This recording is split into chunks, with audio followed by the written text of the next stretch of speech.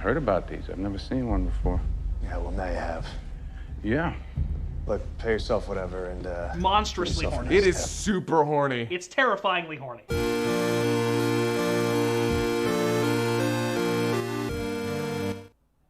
I had to make this fucking video about cats. I'm sorry. Like you knew about the musical. I'd only ever heard about the movie. I mean, I'd heard about the musical, but you actually knew songs I knew from of it. Yeah, like I've never liked Cats ever. It's a bad musical. It's one of the best-selling musicals of all time. How can it be It's bad? garbage. It's absolute garbage. That's and insane. It always has been. But Andrew Lloyd Webber, he's made one good musical. Which was? Phantom. That's it. Oh. He made Phantom of the Opera. That's the only good musical Andrew Lloyd Webber has ever. Well, Jesus Christ Superstar is pretty good. Actually, yeah. I like that one. Yeah, I also like that He's one. made two good musicals. Yeah. Is Cats like Jesus Christ Superstar? Let's really start at the beginning. It starts with we're in London. Oh yeah. You know, you see the sky. Apparently there's So a cat in the I sky. saw in your missed profile that you like oh, to by the way, cook. say hi to our This reenactor, is Tyler. over there. Next time you do this, Our Yeah, you reenactor? could be doing this. You know what? You know How? what? The reenactor? By using They're right here. Ah, okay. Our reenactor is right here. Oh. Maybe the Oh, entire very time. good. Oh. Depends on how you feel. That's about the size they are in the movie, by the way. Yeah. Right here. So at the very beginning of the opens movie, in London, car drives up to this alleyway. You start seeing in these like human-sized places tiny cat people, and it's freaky right off the bat. Yep. Because little tiny cat people in human environments is fucking scary. it's horrifying. not good. Meanwhile, they this movie came out in like this musical came out in like the early 90s, and they used a lot of MIDI sounds for the actual musical. Yeah. And then they decided to also do that for the movie. They didn't make it like a big bombastic score. They brought back the MIDIs, like Casio keyboard music. Why would you modernize the score for a 2009 goddamn It's a movie. You can have like a giant orchestra, but like MIDIs. They're just like Casio keyboard sounds. Apparently, Andrew Lloyd Webber, when it comes to film adaptations, actually has kind of a stranglehold on everyone's dicks. So maybe he went in there and was like, "No, you have to keep the music exactly as it was. If you change it, I'll throw a fucking fit." I don't. But like the Phantom movie changed things, and he was directly involved in that production.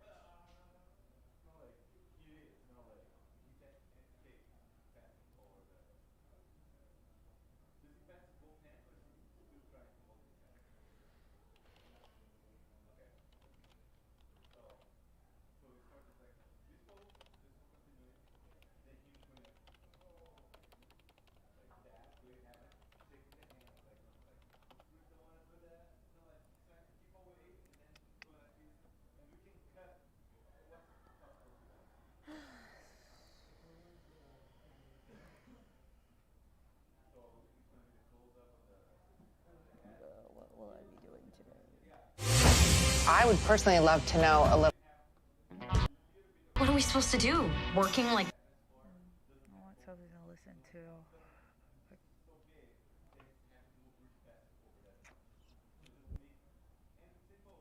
100 years ago, a deadly influenza virus infected hundreds of millions of people. So 100 years ago, a deadly Documentaries.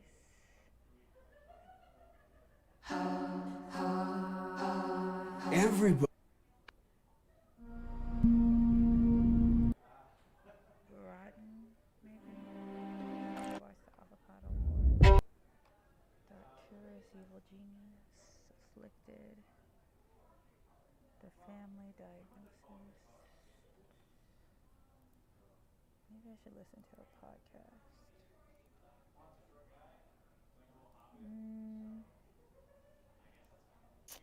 Damn it. Rose, is this another? When the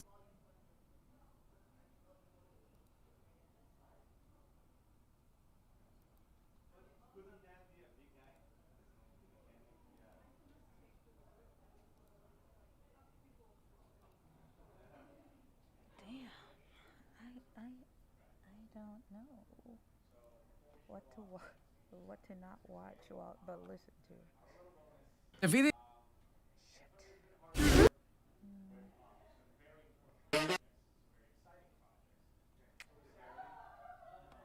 guess. Let's see what's up. But that's in French. 1986, Fortune magazine wrote a huge article. It's the most powerful mob bosses in the country. Out of that list of 50, some 33 years later, 49 of them are dead. I'm the only one that survived. My name is Michael Francis, and I was a former capo regime in the Colombo crime family back in New York, one of the 5 New York Mafia La Cosa Nostra families. My dad was the underboss of the Colombo family. His name was Sonny Francis. My dad was a very highly publicized figure. He was a major target of law enforcement, had a lot of media attention, and I grew up as a result of that actually hating the police, because I loved my father. You know, I always saw them as the enemy, you know, trying to hurt my dad, trying to hurt my family. And originally, my dad didn't want this life for me. He wanted me to go to school, be a doctor. I was on that road until my dad got in some very serious trouble in the 60s. In 1966, my dad was indicted in federal court for masterminding a nationwide string of bank robberies. After a lengthy trial, he was convicted. 1967, he was sentenced to 50 years in prison. He was shipped off to Leavenworth Penitentiary in Kansas to do his time, and I was a pre-med student, and when my dad went away, I was devastated. He was 50 years old when he went in.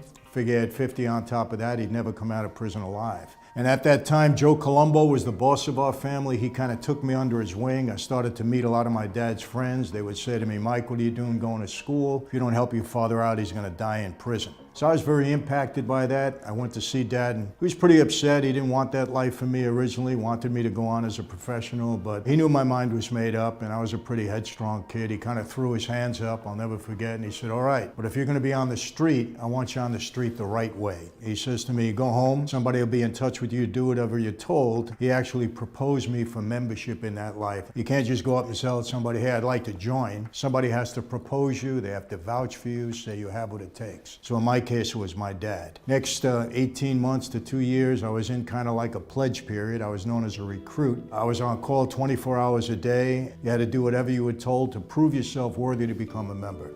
Halloween night, 1975, I was called into a room with 5 other gentlemen. It was a very solemn ceremony. The 6 of us walked into a room individually, boss seated at the head of a horseshoe configuration. Walked down the aisle, stood in front of the boss, held out my hand. He took a knife, cut my finger. Some blood dropped on the floor. Took a picture of a saint, a Catholic altar card, put it in my hands and lit it aflame. And he said, tonight, Michael Francis, you are born again into a new life, into La Cosa Nostra. If you betray your oath, you violate your oath, you're gonna burn in hell like the saint is burning in your hands. Do you accept? And I said, yes, I do. I took that oath very seriously back then. It's a very serious life, and I take it seriously today, even though I don't consider myself a member of that life anymore. I was motivated to do 2 things. 1, I wanted to get my dad out of prison. And 2, I wanted to make money. I was very aggressive on the street. I brought some new things into the family, hadn't been done before. So I devised a scheme to defraud the government out of tax on every gallon of gasoline. I ran that operation for about 8 years, and at the height of my operation, I was selling 500 million gallons of gas a month. And at one point in time, we were bringing in $7, $8, $9, $10 million a week. I had my own jet plane, I had a helicopter, I had a house in Florida, I had a house in Marina Del Rey, California, a house in New York. I had 300 guys under me ready to do anything I tell them to do. I did get my dad out of prison after 10 years. He got out on parole. He kept going back. He was violated 5 times. My dad did a total of 40 years in prison on that 50. Today, my dad is released from prison. He's 102 years old. He'll be 103 in February. I'll tell you where I was in 1984 when things started to make a transition for me. I was probably at the height of my game. My father was grooming me to take over the family, boss, underboss, whatever way it worked out. I was indicted 5 times. I had 2 federal racketeering cases, one brought on by Rudy Giuliani. I was eventually acquitted in that case. I really had it going on at the age of 29.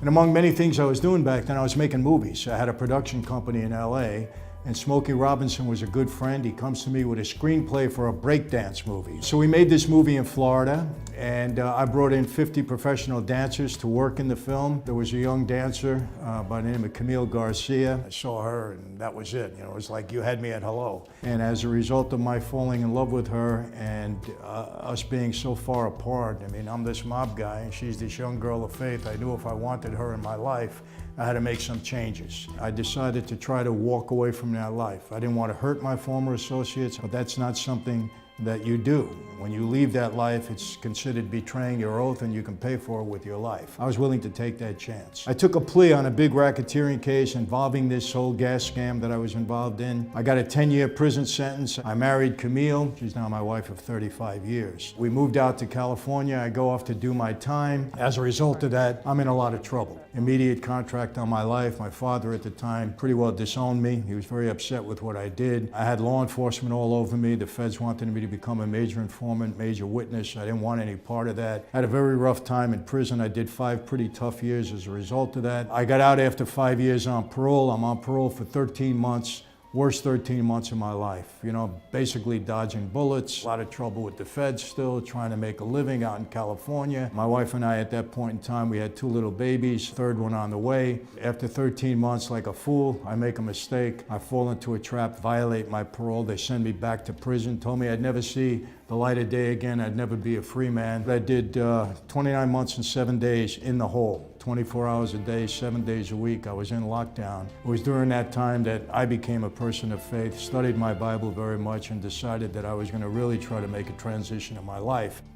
For the last 23 years, I've been a very prolific speaker, both on a faith-based side and in a secular side. I speak all over the world. I've written 4 books. I'm on my 5th, and I've been extremely blessed to be where I am today. I told you in 1975, there was 6 of us that took the oath that night. I'm the only one alive today. The other 5 were all murdered. Taking that a step further, 1986, Fortune magazine wrote a huge article, 50 biggest and most powerful mob bosses in the country. Out of that list of 50, some 33 years later, 49 of them are dead.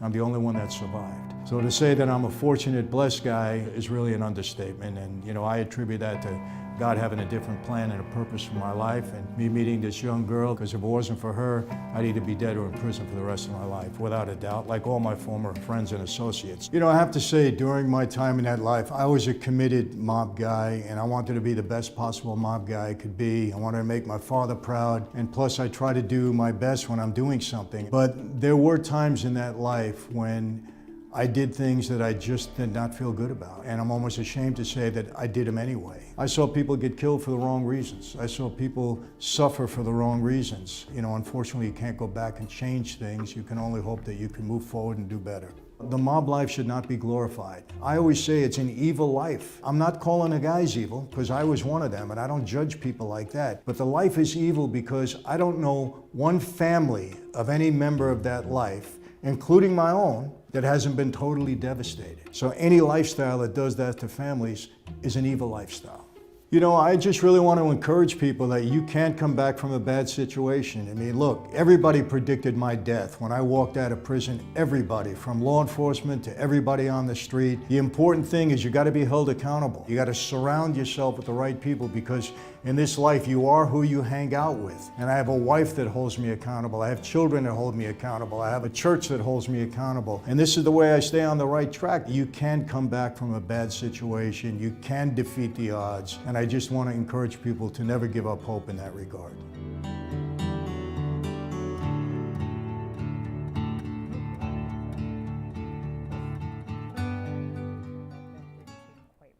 Look at her pointing at me, like trying to tell me that I'm the mole. How about we go down? Maybe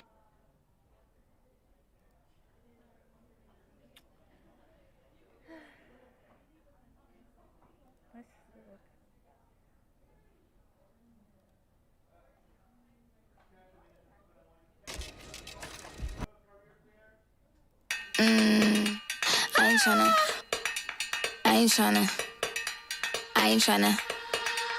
Yeah, ain't tryna be cool like you. Wobbling around in your high heel shoes, I'm clumsy. Made friends with the floor. 2 for 1, you know a bitch by 4. And 2 left feet, you know I always drop. First thing a girl did was a bop. And the whole damn cake and the cherry on top. Shook up the bottom, made a good girl pop. You ain't even here to party. Ken in the club tryna pipe a Barbie. I don't wanna go with the flow back then till I touch my toes. I don't wanna roll the boat. Wrist full of rocks and I hope I float. Big up yourself, cause you know they don't. I choo cause they hope I show. I'm a bitch, I'm a boss. I'm a bitch and a boss, I'ma shine like glass. I'm a bitch, I'm a boss. I'm a bitch and a boss, I'ma shine like glass. I'm a bitch, I'm a boss. I'm a bitch and a boss, I'ma shine like glass. I'm a bitch, I'm a boss. be for? I've been the stallion, you've been the seahorse. Don't need a report, don't need a press run. I would have to draw a really bad bitch to this movie, but I gotta get to Honestly, most of the time when the women have a gut feeling, it's 90% of the time right. Guys, not so much. Guys is like 45% of the time.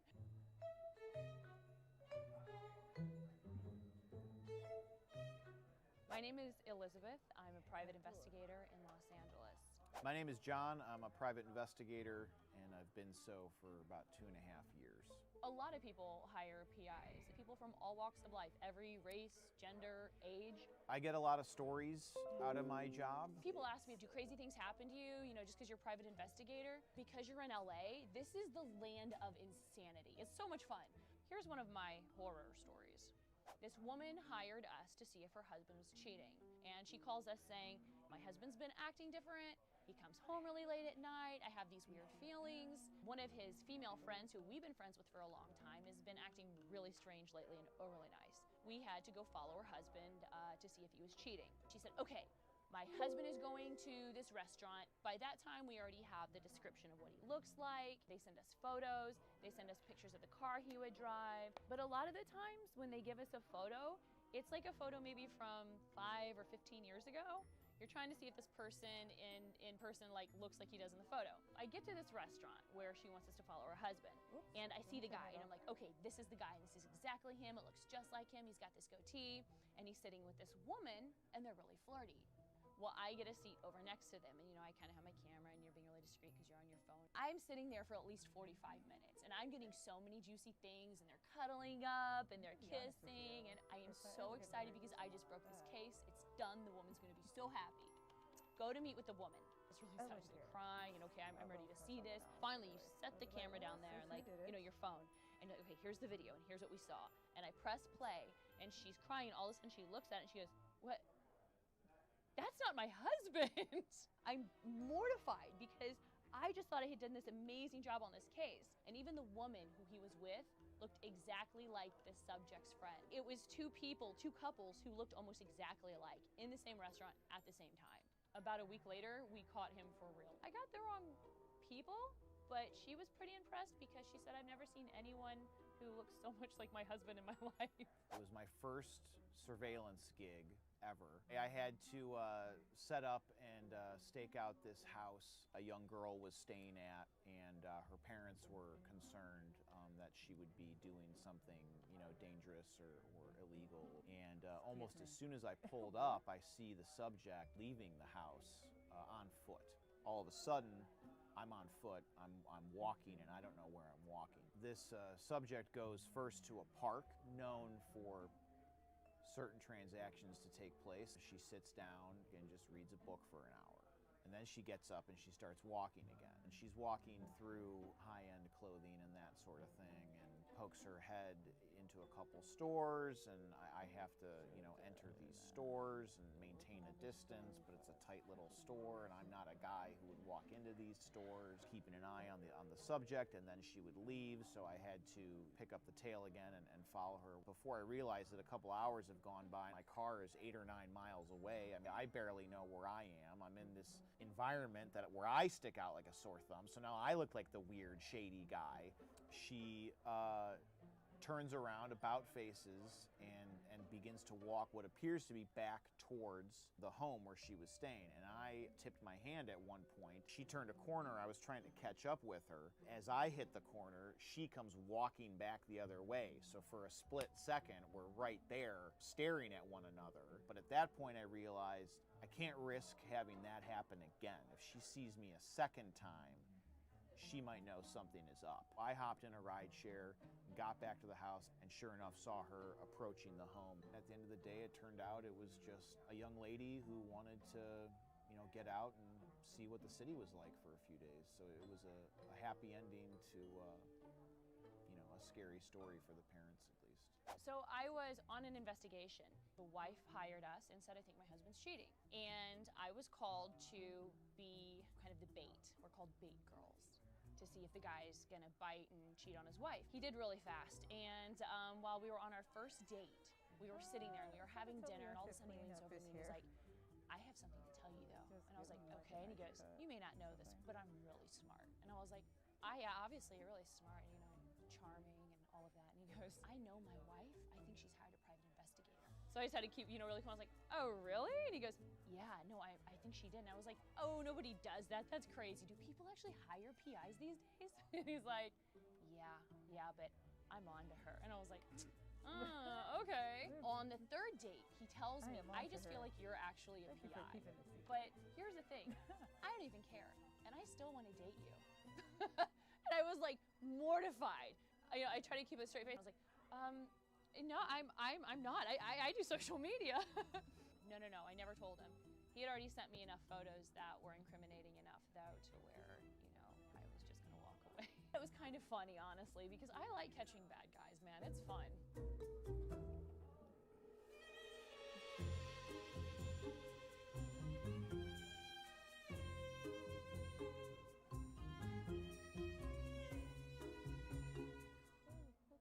Everything kind of got messed up for the last big stop, which was kind of the draw of the trip. Was it at least postable on Instagram? I don't think I posted it. I think I was that mad about the whole situation.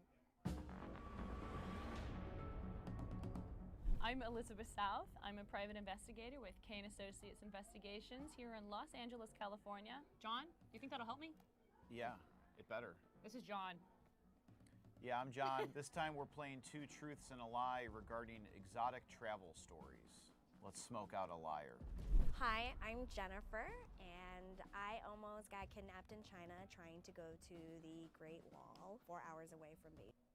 China's pretty safe. Stop playing.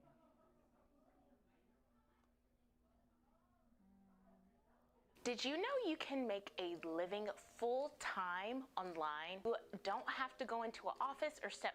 Not going to have any millionaires. Is that you don't have to do anything and you live. I don't want to be a housewife. The Greek Symposiums, Jesus' Last Supper, Woodstock, all parties that changed the course of history. It's one thing to throw the greatest party of any given city, college, or state, but to throw a party so grand that it makes the history books is a goal too lofty for even the more ambitious rager. One such party occurred in the history of the Walt Disney Company that was not only infamous for its wild nature, but also for its occurrence at a turning point in the company's history.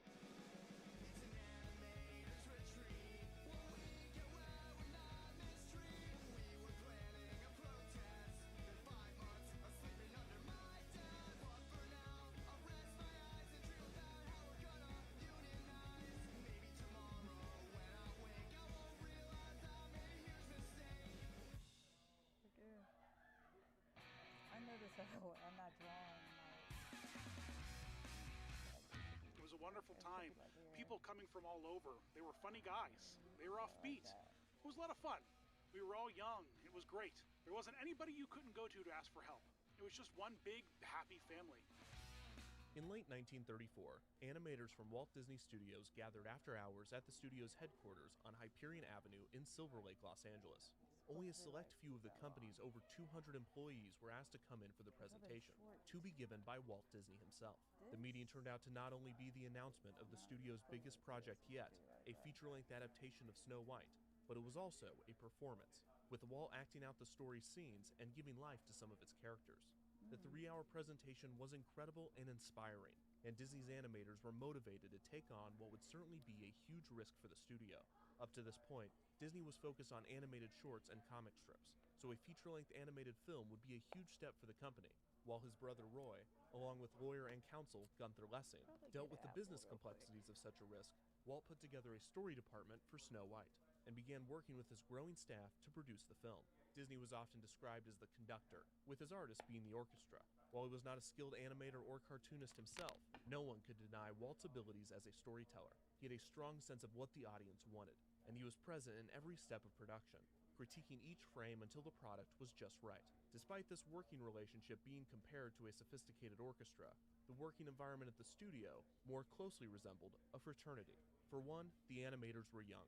Many were joining the studio straight from art school, so many of Disney's employees were younger than 25 years old. These boys were hard workers and talented artists, but they were also kids. They could be rowdy, and a collective brotherhood of humor and fun soon formed in the studio. Pranks? Some of it was pretty standard.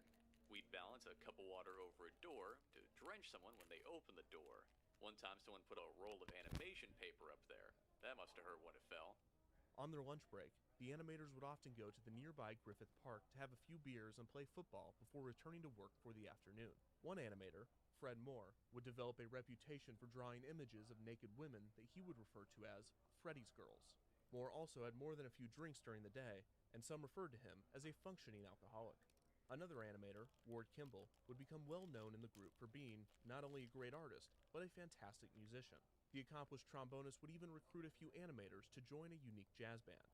It was common for the group to meet up outside of the studio. A few would even take art classes together to improve their skills. Animator Art Babbitt felt that he had a better idea. Babbitt had joined Disney Studios in 1932, and his presence was immediately felt. He had a big personality, and he was a talented animator. In his first year, he would take a minor character named Dippy Dog and develop him into the popular Goofy.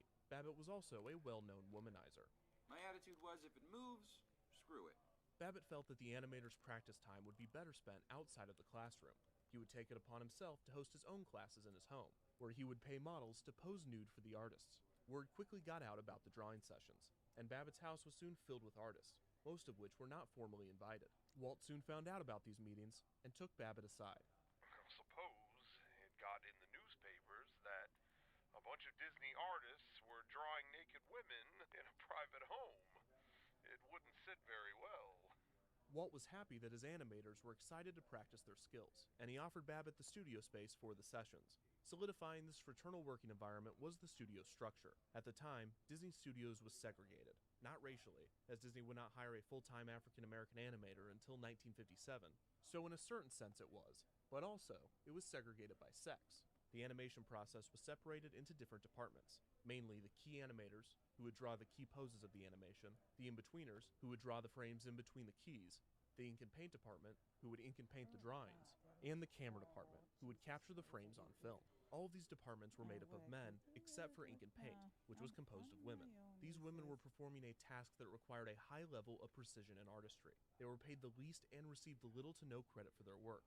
But the boys in animation appreciated them a lot. There were rules against inter-office relationships, but these only applied to the legitimate courtships between the animators and the ink and paint girls. On top of being ineffective in their sole purpose, these rules did not account for workplace harassment, as this concept was still decades away from entering the mainstream. This was also prior to women entering the workforce in droves. Had the animators been accustomed to working in tandem with women, in theory, there would have been less harassment. This theory was soon disproven every day for the past 80 years. At Disney Studios specifically, the attitude towards the ink and paint girls from the men was so obvious that it would make its way into an employee manual a few years later, in which an illustrated animation boy and an ink and paint girl are seen walking around the studio. And in almost every single image, he is seen gawking at her. Every single image. Except for this one, where he's gawking at a waitress. Walt felt that this workplace culture was unacceptable, mostly because it slowed down the boys' work, so he did his best to put a stop to it. You know, at the studio, there was a strict dress code in those days for employees. Women were not allowed to wear pants, and sober-colored shirts and blouses weren't very appealing. The ink and paint girls were separated from the animators. The Disney brothers had sent out a memo that if you were in animation, you weren't supposed to dip your pen in the company's ink and paint, which was their way of saying, behave yourself with the ink and paint girls. If you told a dirty joke within earshot of Walt, you might get fired. He didn't put up with any of that stuff. Walt might have drawn the line at dirty jokes, but he had a hard time enforcing the restrictions on inter-office relationships. It wasn't long before couples formed, and multiple marriages came not long after.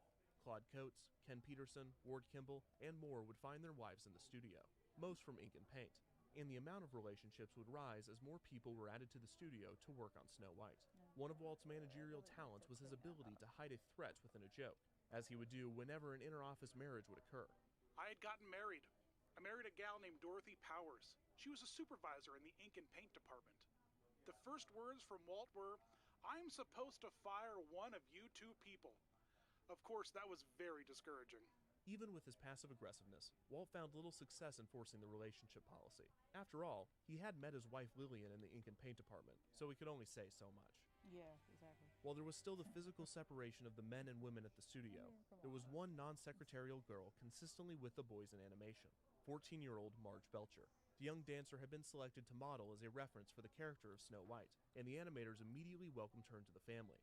Due to her age, many of the boys saw her as a little sister, but not Art Babbitt. Babbitt pursued her romantically, and the two began seeing each other. Waltz himself was so upset at the situation that he was preparing to fire him when Babbitt announced that they were getting married. They would be wed in the summer of 1937, when Belcher was 17 and Babbitt was 29.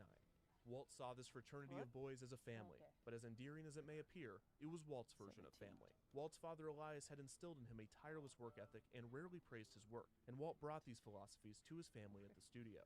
Animators were expected to work long hours and under Walt's perfectionist eye. Walt also fancied himself a mentor, a man that had conquered life and was ready to pass his wisdom down. He had put in years of manual labor on the Kansas City paper route, had served in World War I, had seen success and failure in animation, and had even suffered defeat with the loss of Oswald the Lucky Rabbit, only to find triumph with the creation of Mickey Mouse. Walt believed he had done it all at the young age of 32, but it should be noted that the average life expectancy at the time was only 58, so wisdom had a lower cutoff. Since his staff were almost all younger than him, he viewed himself as a familial superior. Not necessarily a father, that position might have been better attributed to his brother Roy or Gunther Lessing. Walt was something more inviting, an uncle. This would later become his relationship to the United States as a whole, but in the mid-1930s, he saw it as his relationship to his staff. Reportedly, Walt even asked Marge to call him Uncle Walt as she modeled in the studio. The initial inspiration of Snow White quickly turned to determination, and soon after to desperation for everyone involved. For Walt, it was a huge risk. He took on a significant financial burden himself, liquidating many of his personal assets to fund the film. For the animators, it was grueling work, with most of the film's staff working 12-hour days and often 7-day weeks. The entire studio sprinted to the finish line, and once the film was complete, the staff collectively collapsed from exhaustion. But it was clear that they had created something special.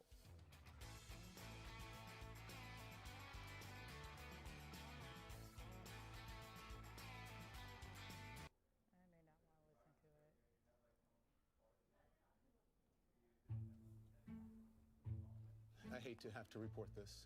The breaking news just into CNN is that actor Robin Williams is dead at the age of 63 from an apparent suicide. This is absolutely shocking and horrifying. And some people say, Robin, I'm a functioning alcoholic, which is, you can be one. It's like being a paraplegic lap dancer. You can do it. People were drawn to him because of this electricity, whatever it was that he radiated that propelled him and powered him.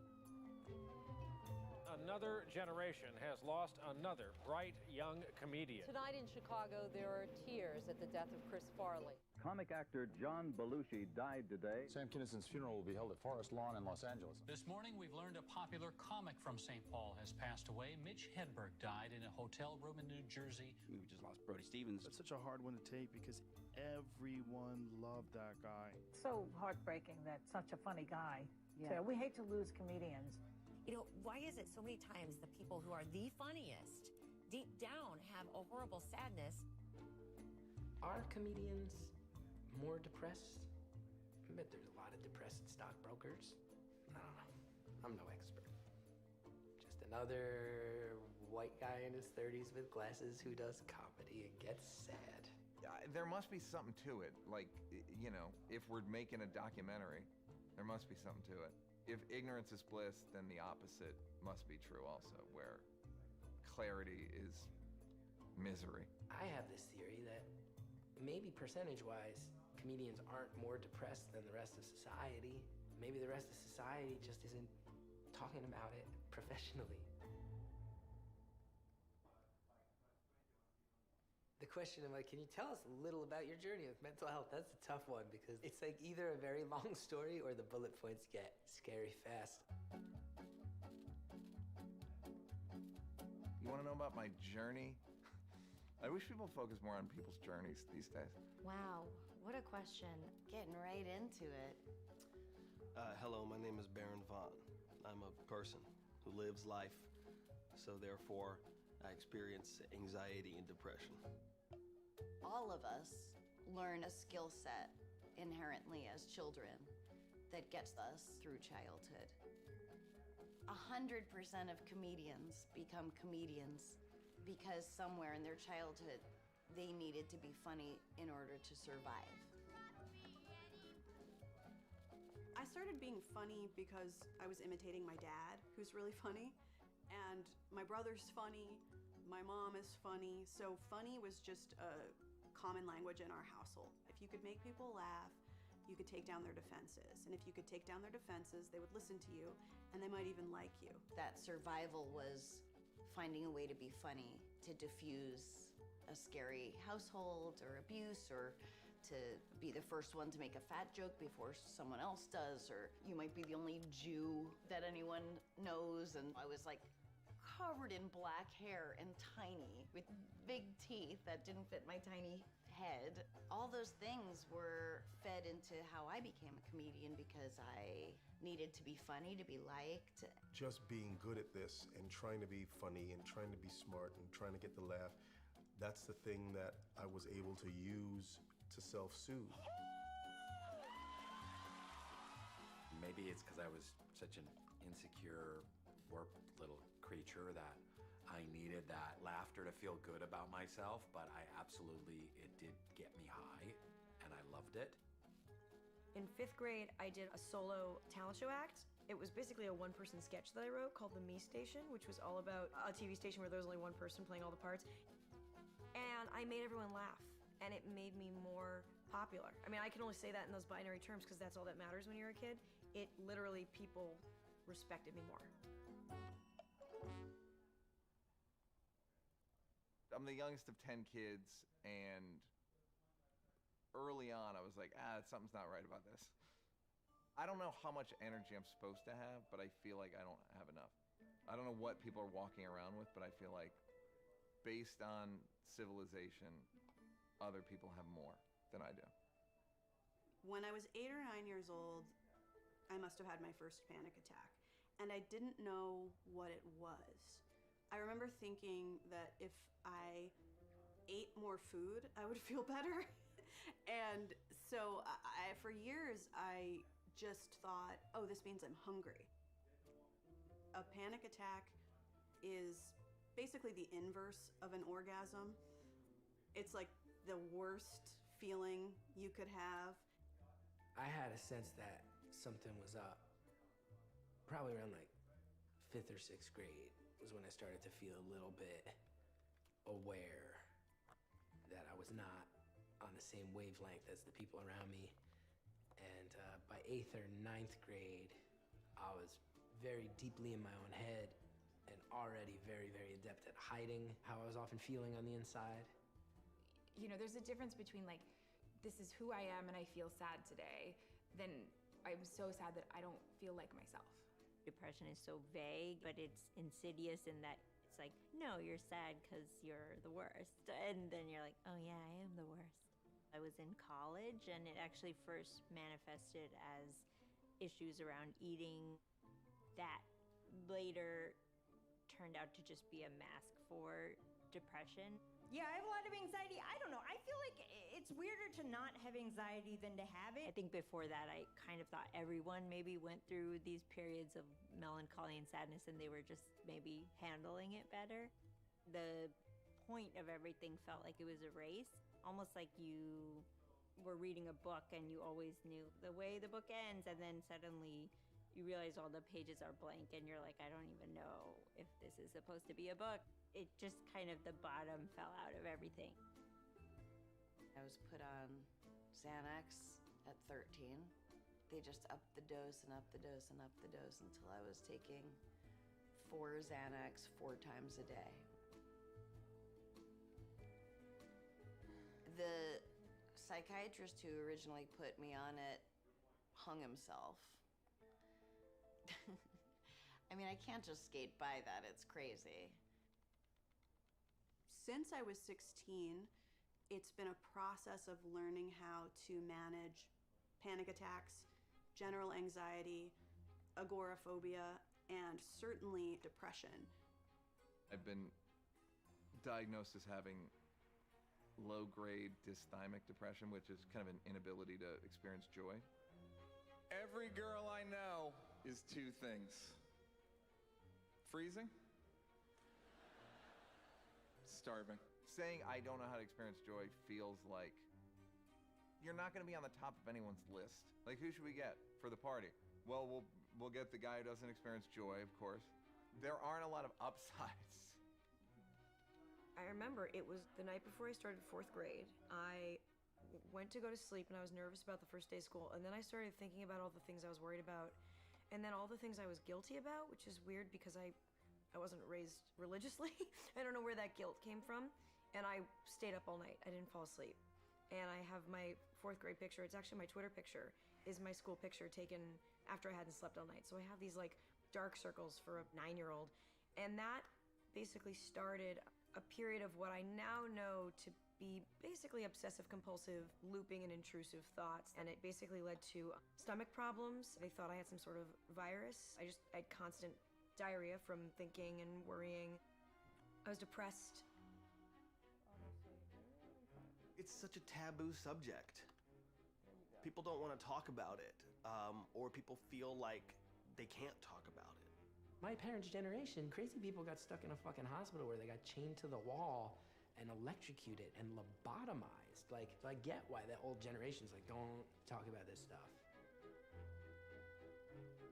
I used to just be riddled with insecurities and always trying to prove myself in some way because I felt kind of less than everywhere I went. And so I'd try and overcompensate for that. And I would overcompensate in some ways by being a dick. Ooh, from the very start, I want a man who can build the bridge to my heart, and it's you. I said it's you. Depression makes you think about you and all the shit that you can't do, that you didn't do, that you will never do, that you've done wrong, the people you've done wrong to. Someone on the outside goes, oh man, you get to travel all around the country and you're getting to be on stage in front of thousands of people, getting the pats on the back and everybody, hey man, I want to buy you a beer. Shit's great, rah! Then you go back to your room and it is lonely. You were just on a high and now you're by yourself. Anxiety, especially for a creative person, is our creative talent, our creative abilities that we have turned into a blunt object, and then we continue to hit ourselves over the head with it. The spiral that you can go to in anxiety is just good writing when it comes down to it. It's good storytelling is what it is. Comedians especially. We believe that these feelings are our creativity. I don't know much about J.R.R. Tolkien, but when I watched Lord of the Rings, I remember feeling like that fucking guy who was in King Theon's ear, who's just like, no, don't fucking trust anybody. None of these people have your best interests in mind. You only fucking listen to me. I was like, I wonder if J.R.R. Tolkien had depression, because that's my depression. It's right here, and I'm so fucking tired and miserable and beat up. Everybody's in front of me going, why won't you let us help you? And it's in my ear going, don't trust any of these fucking people. They don't have your best interest in mind. And I always felt like Gollum really reflected my substance abuse issues. So I don't know what Tolkien went through, but I bet he and I would have a lot in common. Humor is how we all survive. It's not just comedians, but I think a lot of people find humor in the darkest places. Chappelle did a joke about me where he said he was gonna write a self-help book for me called Just Drink, but I don't like drinking. His point is like, fine, you don't think I'm depressed? Like, man, just get drunk. It's fine. It's part of the human condition. Just think about me when I was like a 19-year-old comedy nerd starting out, depressed, fucked up, looking for any excuse to not get help. And the fact that some of my heroes were messed up was a justification for that. Our first guest tonight plays a sort of creepy character, Dwight Schrute, on the hilarious NBC series The Office. Say hi to the very funny Rainn Wilson. Once you get famous, there's all kinds of weird pressures that get put on you. So for an insecure, kind of anxious guy, all of a sudden you've got all these other pressures.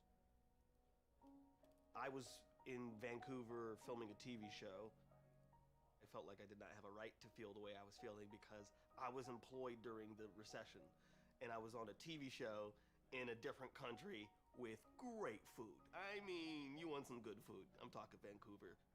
It was just a malaise that I just felt heavy all of the time. But I didn't think I was sad, which is why I didn't recognize what was happening, because I thought maybe I'm depressed. Nah, I don't feel sad, so that couldn't be what this is. I would wake up, get my laptop in my lap, be IMing all day, and then suddenly it was 9 o'clock at night and I hadn't gotten out of bed the whole day. And that would go on for weeks. I had a box of Cheerios that I would just go through. That's all I was eating was cereal. I was bathing with Dawn dish soap because I would run out of soap and didn't want to go to the grocery store, which was a 5-minute walk away, by the way, but it felt like it was so far away. Breakfast cereals? Oh man. You ever notice that sugary cereals are on like the bottom shelf of the cereal aisle and healthy stuff's at the top? So when I, at 2 a.m., finally find the 24-hour grocery store to indulge in my shame, I'm told a story as my gaze drops of who I should be as opposed to who I actually am. When I was in college and it got at its worst, I had one of two dreams. I would either have a dream where I got into a confrontation with someone that got to a point where I went to throw a punch and I would not be able to complete the punch and everything would freeze and I'd just look. Or I had a dream where I would get out of bed and at the foot of my bed, I had this little bookshelf with my TV on it. And I would have this dream where I would wake up, see that it was about to fall, I would get out of bed and I would just quietly hold the bookshelf in place all night, making sure that nothing fell. And I realized at a certain point I was in all this pain in my neck and my shoulders and my chest because I was actually sitting in my bed all night doing this or this. Like if you had walked into my room and seen me sleeping, you would have seen me physicalizing my anxiety dream. And when I say I had one of those two dreams every night for a year, that is not an exaggeration. I would start my days waking up in physical pain because of the level of anxiety I was feeling. I exploded up out of my dad's balls. That's a lot. It felt as fast as, I always say this, like when a cloud covers the sun and it's suddenly dark. It just was so quick from one moment to the next, and all of a sudden I just felt this terror. At that point, I had just been hired at Saturday Night Live, and out of nowhere, I was like, I want to move home to New Hampshire. I'm going to quit. I could show up at the UCB Theater, which was like the hot theater in New York City. I could be the guy who that night crushed the hardest. And I was miserably lonely all day leading up to that. In that room with 25 of my friends in it, I was miserably lonely. On stage in front of 200 people who thought I was the funniest guy they saw all night, I was miserably lonely. None of it changed. I was talking to a friend, and I said something to the effect of, you know, I just feel like I wish I wasn't alive. Is that something you've ever heard of? And she's like, you want to kill yourself? I'm like, whoa, calm down. That's not what I said. That's violent. I wish I never was. That's different. Have you heard of that? And she was like, I think you're depressed. And it just like, almost like a light bulb went off. And I was like, oh my goodness, that's what I have been feeling for months. Do you realize that right this second, right now, somewhere around the world, some guy is getting ready to kill himself? Did you ever stop and think about that kind of shit? I do. It's fun, and it's interesting, and it's true. Right this second, some guy is getting ready to bite the big bazooka. Had a lot of suicidal thoughts, but a lot of fantasies about something happening to me being the ideal so that no one would have to kind of be ashamed in my family. And I wouldn't say I crashed a car on purpose, but the way I always describe it is there was an accident happening and I kind of went with it. When I was 17, I lost my little sister Christina to suicide. She was 13 at the time. And I had a lot of intense depression and suicide ideation. Like, had this really terrible phase of taking drugs by myself in my room and drinking all the time. You don't seem to me someone who's like morbidly fascinated or, No. or hung up on death. No, So- I mean, that's weird. I mean, when I was drinking, there was only one time, even for a moment, where I thought, oh, fuck life. Right. And I went like, then even my conscious brain went, did you honestly just say fuck life? I'm like, you know, you have a pretty good life as it is right now. Okay, let's put the suicide over here on discussable. Let's leave that over here in the discussion area. We'll talk about that. My friend Mark Cohen, another comedian, he found some psychiatrist that would see me at like 2 in the morning in New York City, and I ended up seeing a woman who put me on Klonopin. That was the first drug I'd ever been on besides the whole Xanax thing in my childhood. And that actually really saved my life. My mom left me and my dad when I was 2 years old. I mean, you think about how bonded a 2-year-old is to their mom. All of a sudden, my mom wasn't there. I didn't really see her again until I was like 15. I know this affected me in some pretty profound ways. Part of the reason that I'm so odd and don't really fit in and am so kind of strange and ungainly is because inside there's this abandoned child. My worst depression last year, it was so bad I wrote like "Don't kill yourself" across my whiteboard, and my poor assistant came in and saw it. He's like, "Oh, you should change that to stay alive." And you know, sometimes when you tell people you have anxiety, they're always like, well, you know, there's nothing to fear but fear itself.